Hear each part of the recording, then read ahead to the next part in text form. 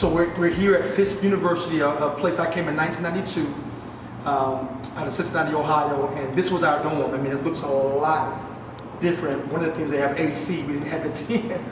So I'm enjoying the coolness of the day, but here is, New Livingston Hall, from the historic campus of Fisk University. It was no secret that Demetrius had to push really hard to ultimately accomplish the goal of graduating from the institution, not because he was not capable, but just because his goals were just so high. He was a young man who had already figured out, in many respects, what he wanted to do after leaving the university. And while he might not have had every I dotted, every T crossed, even he may not have even had the exact opportunities yet in front of him. Anyone who spent a moment of time with this young man knew that he had it figured out, that there was indeed a next step, and he was taking every move necessary in order to get there.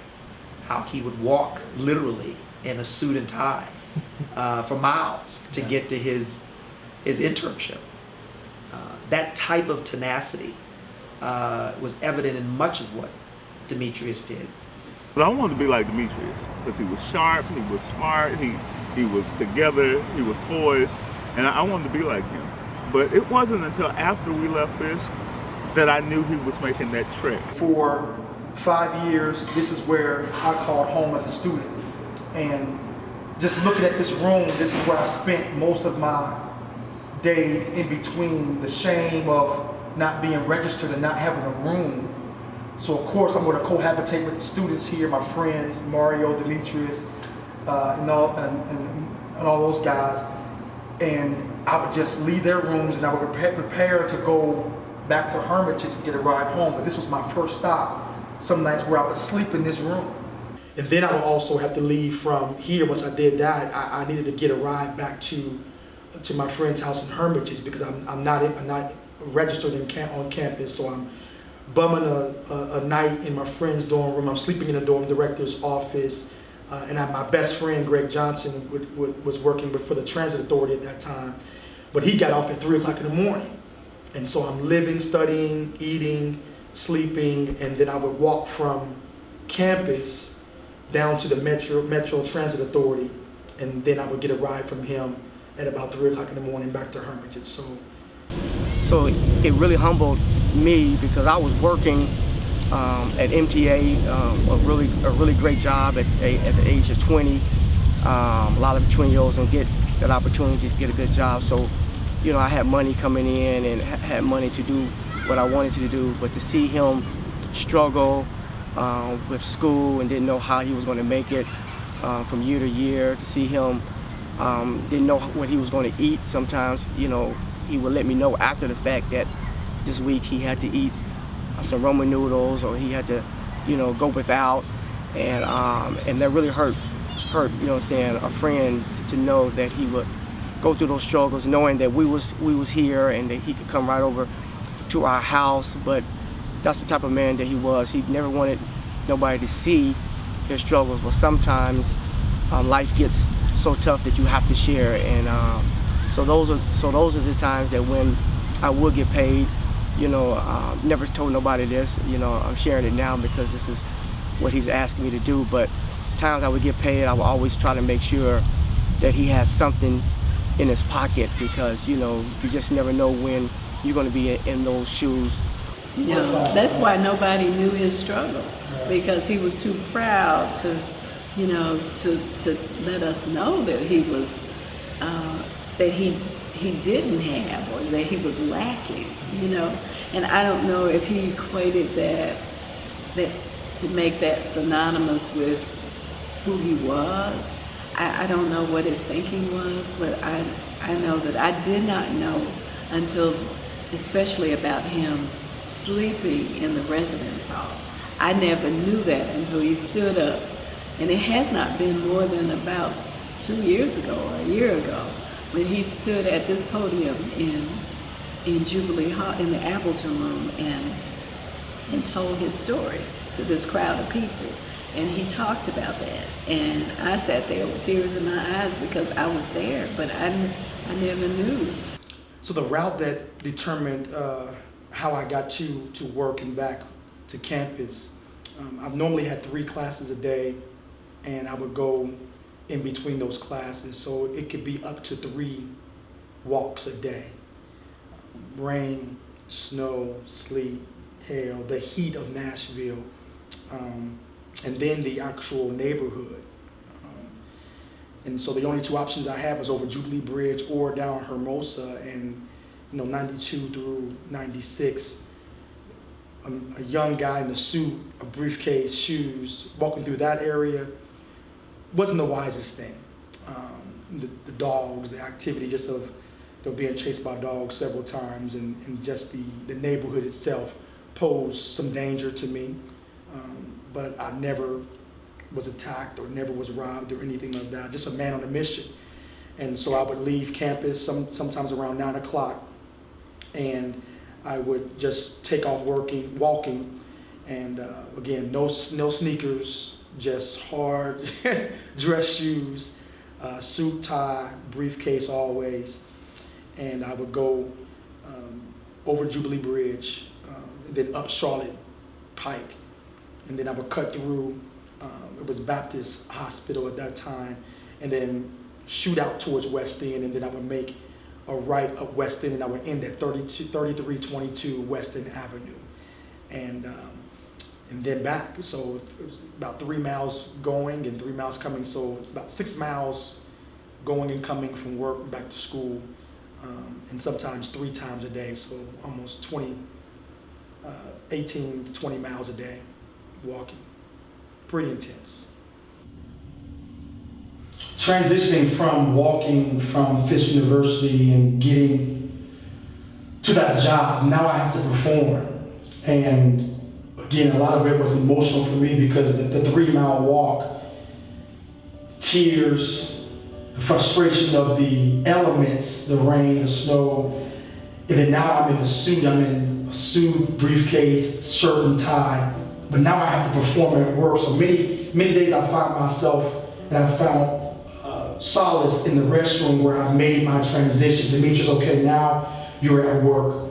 Leave the struggle on the streets. I'm just reflecting today on looking at the man in the mirror and saying, you're gonna be somebody, don't quit, and walking out and starting my work day.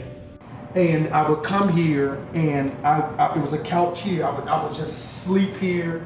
Mr. Duke was the dorm director, and they don't have it up here now, but they had the ventilation systems where, I mean, I can imagine, I can remember sleeping here and hearing, rodents, going through the ceiling vents, and just sitting here in my suit, my briefcase, my day studying, just really, just bawling, just bawling, man, just really a hard time, and just my first time back in this office in probably a decade or more. It's kind of resonating with me right now of what I had to go through. Man,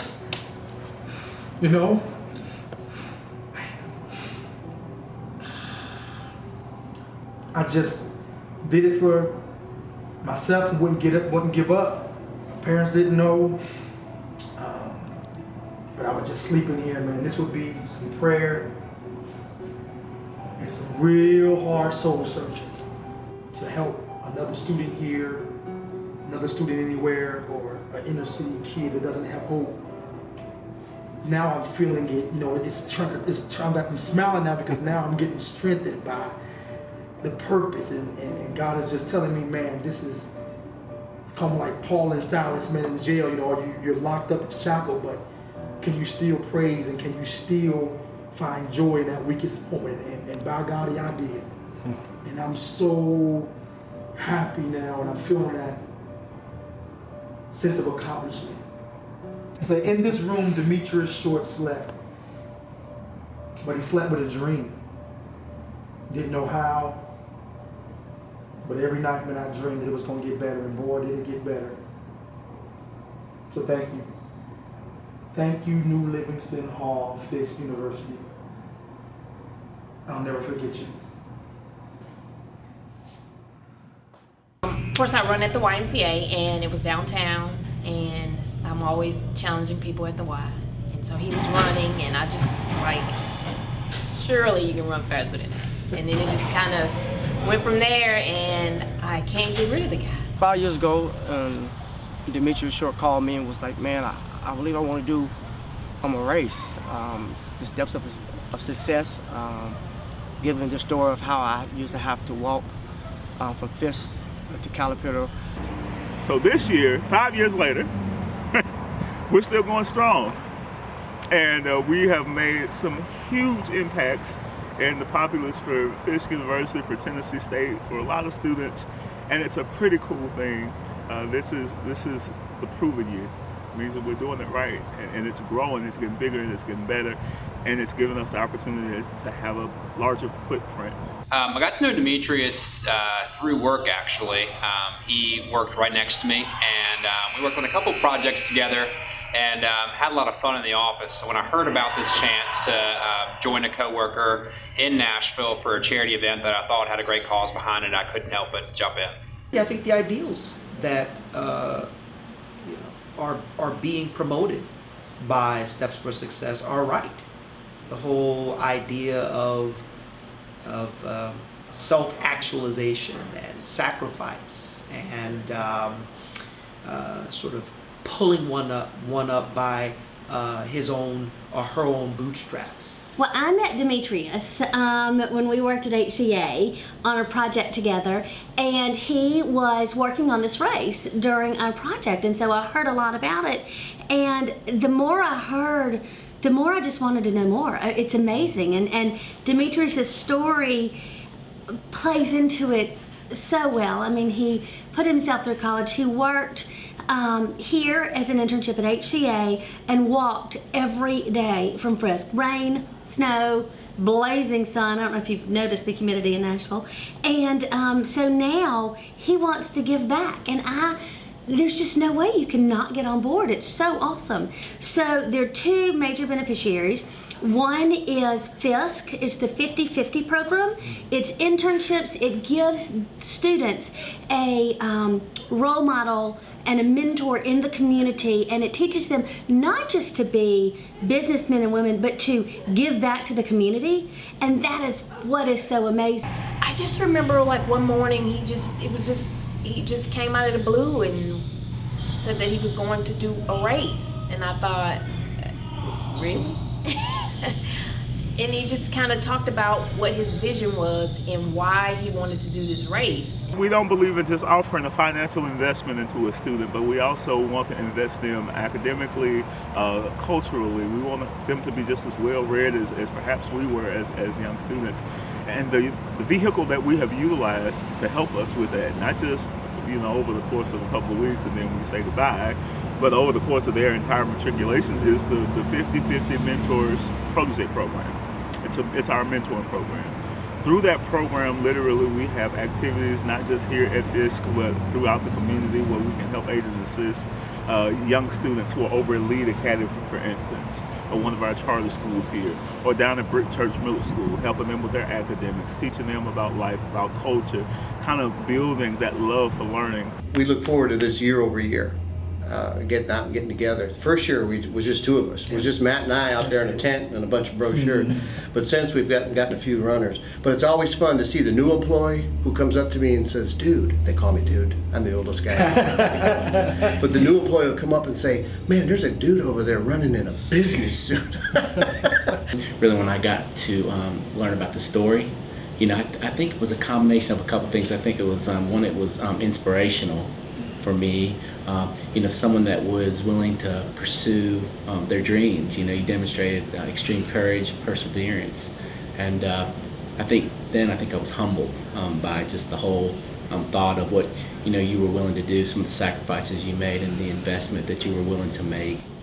As professionals, we do have a responsibility to give back, and that's what's so neat about this. And then the second beneficiary is the YES program, Youth Encouragement Services, And I mean to tell you, those children are precious. It's an after-school program, and the kids are great, and they are so excited. They come to the race. They have a children's fun run mile race, and I love seeing and being part of an organization that pours into the youth. Years ago, I learned that anytime you would treat your employees to a day off and a day out, as a result of that, you could have a much better employee.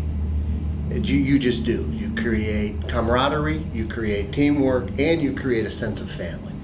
And at Novacopy, we cherish the fact that our culture and the word family intermingle. And Steps for Success actually promotes two points for us, two agenda, I guess. Number one, gets us all out together on a wonderful fall day, and number two, promotes health, and not only to each other, but to the charitable work of Steps for Success. We're actually making that organization healthier, while making each other healthier by making our company team healthier. Win, win, win. And because of the donations of people like Demetrius and those who are even participating in Steps for Success, many students have been helped to finish their education. I don't have to tell you that cost today for higher education is escalating. And the gap between what students are able to pay and afford versus what universities charge, that gap continues to grow. Is that the other hook of this is that I'm hoping to get individuals like this, and I have Fifth Third Bank's CEO Don Abel. He's committed this year to walk in the suit, not run. He said, I'll get out there in the suit. But that was the other thing, is that, you know, we have our leaders of our organization saying, you know what, I'm going to join Demetrius. I may not run, but I'll come out there in the suit if you all raise, you know, X amount of dollars. That was the original pitch, was for me to, based on the amount of money to be raised, then I would put on the shirt. You know, if he gets to 5,000, the shirt comes on. And always, if he gets to 10,000, then he'll put on. But I said, you know what, to start the momentum and see that I'm committed to doing that, I'm just going to do it right off the bat. And year one, I told the kids I would walk it, I would run it as I walked it to commemorate my struggle. And this year I'll do the same. I couldn't imagine a greater success story than to run into a kid that participated in this event and ended up, you know, maybe interning here at HCA and eventually becoming a full-time employee. You know, we try to do some mentorship with some of the kids, particularly at Fisk as well. And, you know, hopefully we can help prepare them for their professional career.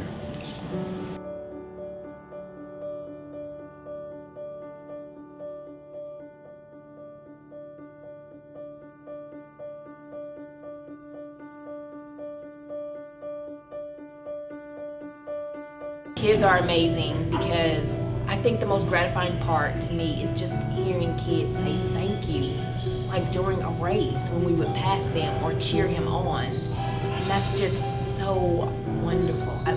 That's exciting to me, because then it brings everything forward as to why you're really there. And so you can really see the passion in him. I mean, it's 90 degrees, he's running in a suit.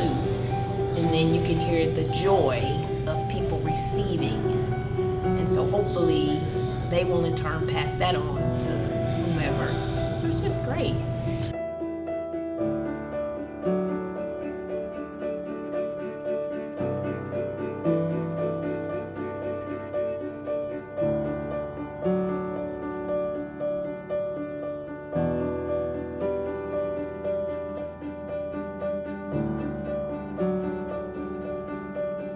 Well, when I first applied to Fisk, I ended up doing the pre-college summer program.